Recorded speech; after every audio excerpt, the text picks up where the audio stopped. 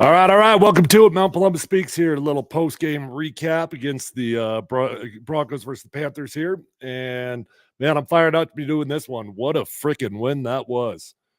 Look, man, I know it's the Carolina Panthers. I know that's the worst team in the NFL, but there was a lot of great stuff for the Broncos. A lot of great stuff. What do you do when you play bad teams? You handle your business. That's what you're supposed to do. And the Broncos are figuring out how to handle their business. That's what they're doing. They're handling their business against some good teams, and you just dominated a really bad team. Okay, let's make one thing clear: the Carolina Panthers suck at football. That is a bad football team, top to bottom, all the way around. That is a really bad football team that the Broncos just played. But I'm not taking anything away from that win. There were so many good things for the Broncos to look at there. I mean, listen, look, obviously, the topic of conversation is always focused in on Bo Nix because quarterback is always going to get the attention.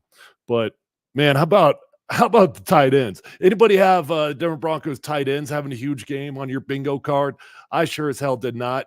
Happens to be National Tight End Day. I don't know if you guys know that or not. Today literally is a manufactured holiday, National Tight Ends Day, and our man Adam Troutman, dude, game of his life. Serious congratulations to Troutman. Gets the first touchdown of his career. Somebody told me that might have actually been Adam Troutman's first touchdown he's ever scored anywhere. High school, college. I think he didn't play tight end. I don't know all the stories behind it, but I heard that might have actually been Troutman's first touchdown he's ever scored in his life. So congratulations to Adam. Adam goes off. He gets 4 catches for 85 yards, averages 21.2 per reception. And I tell you what, it felt nice to have a tight end presence. It wasn't just Troutman, though. I mean, the other guys didn't go off the same way that Troutman did, but Lucas Kroll had 2 catches for 18 yards. Nate Adkins had 1 in there, only 3 yards. But you combine the bunch there, and you got great production. That is by far the most likely position if you were looking to make a trade at the trade deadline and you wanted to be buyers. The tight end position is by far the most likely position that the Broncos would go after. But good for Troutman, good for Bo Nix. Look, a lot of people think I'm a Bo Nix hater. I am definitely not a Bo Nix hater. But I tell you what my eyeballs see, okay? And today was great football. That was great football. Previously, it has not been great football. We've had some glimpses in the Tampa game. We had a really well executed game against the Saints, just top to bottom, offense, defense, running game. Bo Nix didn't really do anything in the Saints game, but he didn't do anything wrong either. But this was a huge step in the right direction for Bo Nix. Look, you go against the worst defense in the NFL, and you should have a laser show. That's what my partner D-Mac's always been calling for. Hey, we finally got a laser show from Bo Nix. We got it, baby. That's what that was. 28 for 37, 284 yards, and 3 tutties. He got 3 of them things. That's playing ball. Bo Nix found something out there. He found some confidence. He found some rhythm. And he found some trust in what an NFL pocket is supposed to look like. I thought Bo Nix looked more comfortable in the pocket today than he has all season long. And yes, that happens to coincide with a very productive day. So that's not a coincidence that he looked comfortable in the pocket and then he has a fantastic throwing day. But what we've seen from Bo Nix previously is so much happy feet because the guy was so anxious to get out of the pocket. And if I were to tell you that the Denver Broncos actually, statistically speaking, have one of the best offensive lines in the NFL, would that surprise you? I think that would surprise a lot of people, and specifically what I'm talking about in pass protection. Going into this game, the Denver Broncos had actually given up the fewest amount of sacks in the NFL. And so Bo Nix previously had a lot of clean pockets. An NFL clean pocket is not a college clean pocket, okay? And previously, Bo Nix has been so anxious to get out and run that he has not trusted what an NFL pocket has looked like. And today he trusted it.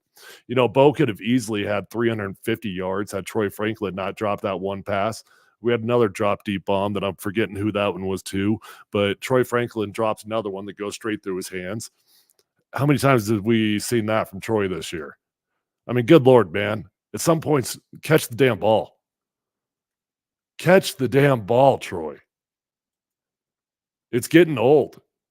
Bo Nix has given you an opportunity for 3 or 4 home run plays this season, and Troy Franklin just continues to drop ball after ball from him. But we got some big performances out of other guys, and great to see our captain, Cortland Sutton, have a big game. Cortland Sutton got 100 yards on the spot. 8 receptions, 100 yards, average 12 and a half per. Cortland's a good football player, and the Broncos need to force the ball into his hands more often than they have been previously.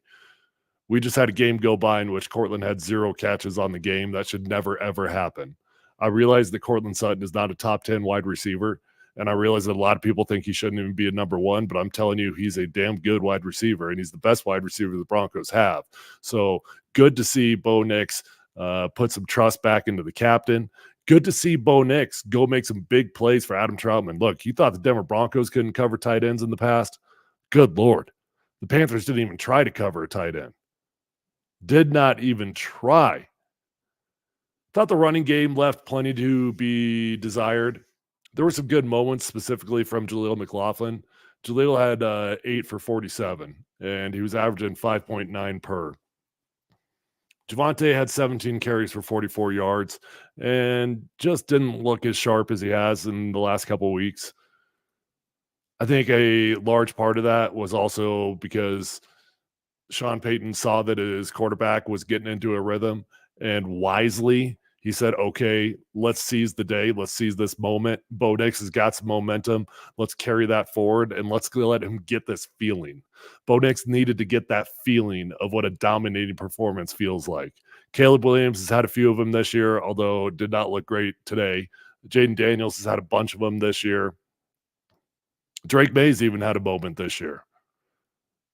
Bo Nix had not had a dominating performance until today, but he got that feeling.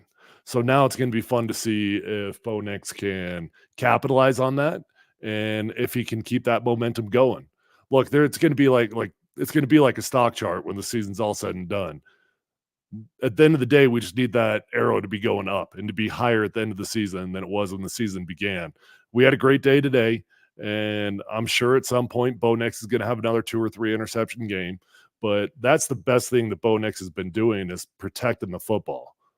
Since the first couple weeks, Bo Nix has done a tremendous job of protecting the ball. So even when he was not playing great football, when his inaccuracies were all over the place, he did a good job taking care of the football. So the Broncos were able to win some games because of a tremendous defense.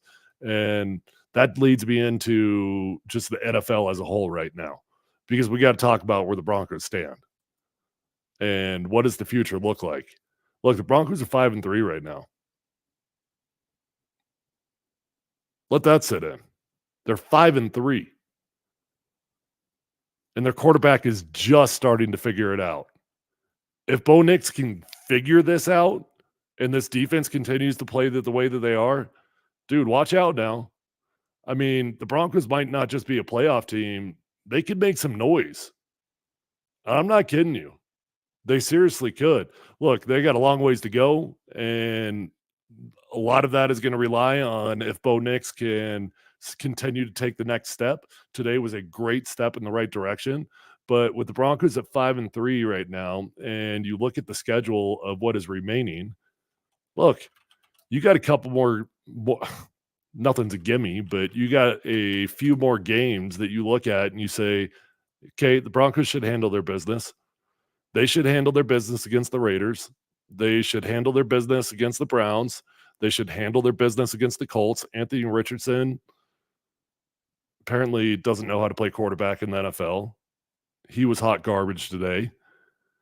And then you might get lucky with the final game of the season with the Chiefs in week 17. They might have the number 1 seed all locked up. They might not even play their starters. So that's 4 more games right there that are very, very winnable football games. One of them is reliant on the Chiefs not playing their starters, but I think it's a realistic situation. So that puts you to 9 wins. 9 wins is a number that could get you in, and you might not get in. 10 wins, you'll get into the playoffs. Back in the old days with 16 games, 9 wins probably gets you in. Now it's kind of 50-50. It just really depends on what the rest of the NFL is doing. But there's some funny things going on. I mean, let's take a look at the NFL weekend. First off, we all saw that Rams Vikings game on Thursday night. That was a great football game. The Rams are not bottom feeders, and they pulled off an upset against the Vikings. Vikings are on top of the world, right? Okay, nobody saw that loss coming. Packers barely sneaked by the Jaguars today, 30-27. Cards beat the Dolphins because the Dolphins suck, but the Cardinals suck also. I didn't see any of that game. I'm actually very curious how Tua played. I'm going to go back and look at that. Patriots beat the Jets. The Jets are apparently the second biggest hot mess in the NFL. Firing Robert Saleh has not helped. You got Aaron Rodgers, another friend, still hasn't helped. You get Aaron Rodgers, 2 or 3 more of his old buddies on that team, and maybe they'll figure this thing out. Okay, so the Patriots beat the Jets. Now, here's the biggest upset of the day, and I hate to say I told you so, but I told you so. Jameis Winston looked good. Jameis Winston and the Cleveland Browns just upset the Baltimore Ravens today, 29-24. No, I did not predict the Browns were going to beat the Ravens, but I did predict that Jameis Winston was going to ball because that's what the dude does. I'm not sure why Jameis Winston's not started in the NFL somewhere right now. Not as a long-term guy, but as a bridge guy. He is the perfect bridge quarterback for a young guy. And actually, the current trend in the NFL right now is they actually want these young quarterbacks to sit and learn. They want them to marinate. It doesn't always work out that way, but Jameis should be starting somewhere next year. He's a damn good quarterback. So Browns beat the Ravens. Crazy things happen in the NFL. The Bengals can't win at home this year. They're one of the most confusing teams in the NFL. They lose to the Eagles. Texans barely sneak by against the Colts, 23-20. Lions. Nobody wants to play the Lions. Lions beat the Titans 52-14. Oh my gosh. Have you guys seen those stats? I don't remember the stats literally, but there's some stats hanging out there about the hangover effect of teams that play the Lions and how they have to play the next week and how they always get smoked 2 weeks in a row because they got Lion fatigue. Falcons beat the Bucks. Now, that's an interesting one, right? Because the Broncos are going to have to sneak a win in there against some other teams that I did not mention, right? So I gave you the 4 teams that I think the Broncos can get wins against, but they do have to play the Ravens. They do have to play the Falcons. They've got the Chargers again. They've got the Bengals, right? So the Broncos probably are not good enough that they're going to win all the gimme games that I told you that they were going to play. So they'll probably drop 1 or 2 in there. And if they drop 1 or 2 of those, then they got to figure out, well, how can they make up for it? So they're going to have to beat a team like the Falcons, right? Well, the Falcons are a pretty damn good team. Can the Broncos beat them? Maybe. They can. All right, let's keep going. Let's look at the rest of the NFL here. Okay, Chargers smoked the Saints. Man, the Saints are bad. There are a handful of just terrible football teams this year. There are more bad teams than there usually are. Usually there's only kind of 2 or 3 bottom dwellers. It feels like there's like 5 or 6 bottom dwellers this year. Bills smoked the Seahawks. Bears lose a wild one to the Commanders, 18-15 in a walk-off Hail Mary. Didn't get to see a whole lot of that game. I'm excited to go back and watch some of the film on it, though, because those are 2 young, exciting quarterbacks, and Caleb Williams and Jaden Daniels. I was told that Caleb did not play good football. Haven't seen it. And then how about this? The Chiefs barely get by against the Ravens. Excuse me, against the Raiders. They beat the Raiders 27-20.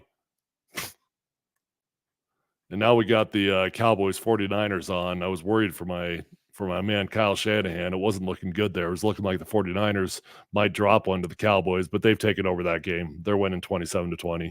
So anyways, my point here is that wild things are happening in the NFL this year. And if the Broncos can just get themselves to a position where they get into the playoffs, I'm telling you, they're going to be one of those teams that you don't want to face. You don't really respect the Broncos enough to think that they're true contenders, but you also don't want to play them because very similar to how in hockey, when you get a goaltender that can just stand on his head and is going to win a series in the playoffs, you get a defense like the Broncos have got, they're liable to beat anybody. They're liable to beat the Chiefs in the playoffs. I'm serious. Nobody's going to want to beat the Broncos. So Bo Nix, man, just keep progressing. Doesn't have to be Superman. Does not have to be Jaden Daniels, but it needs to keep it going.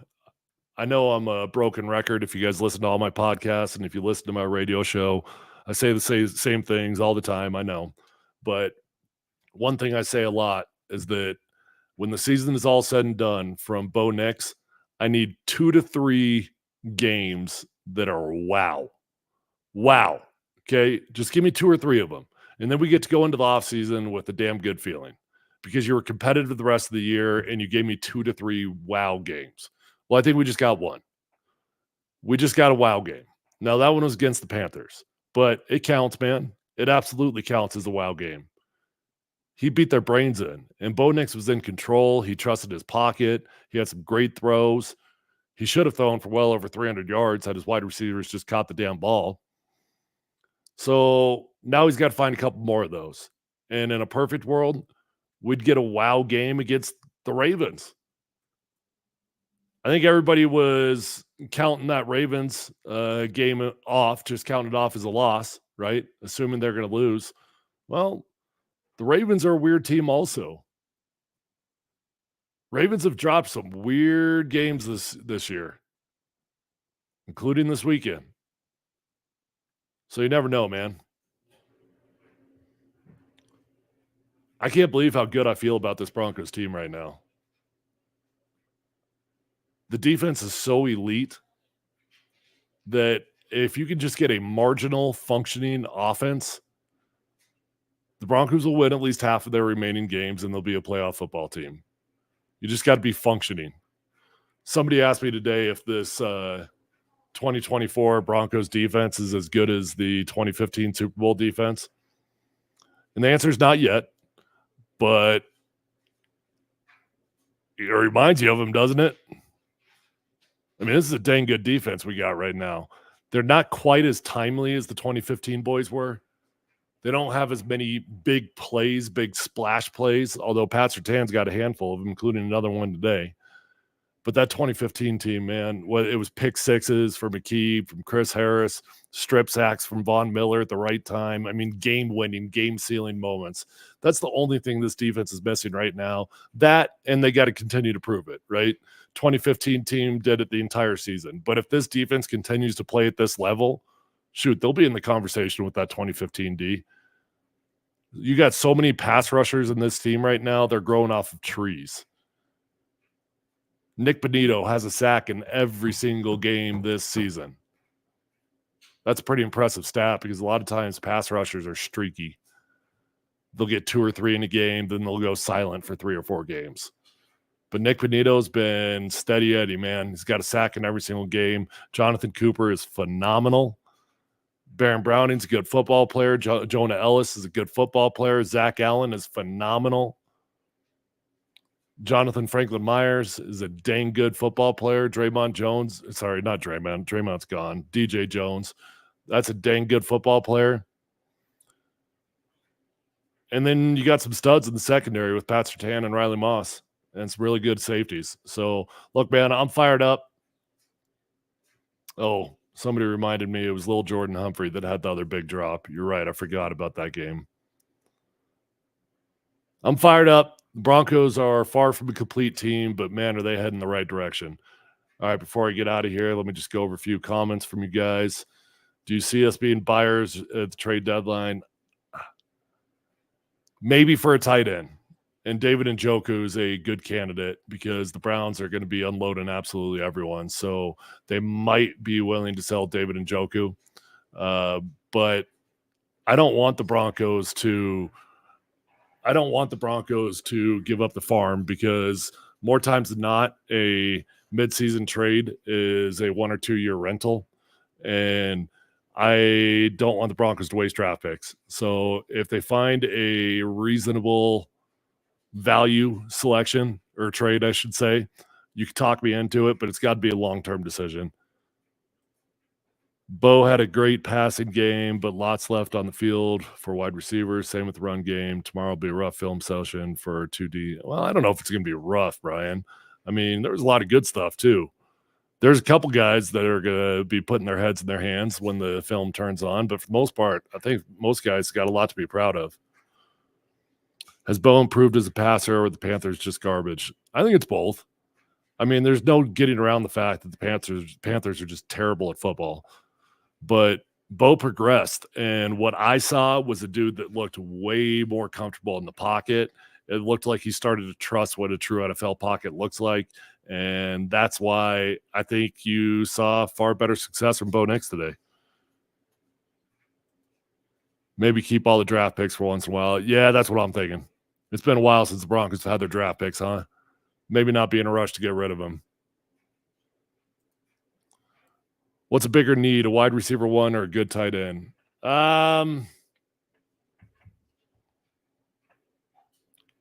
Great question that I got to think about. I'm going to say tight end because you've got some good wide receivers. None of them are great, but you've got some good ones. I know that we just got the most production we ever have from our tight ends in this game.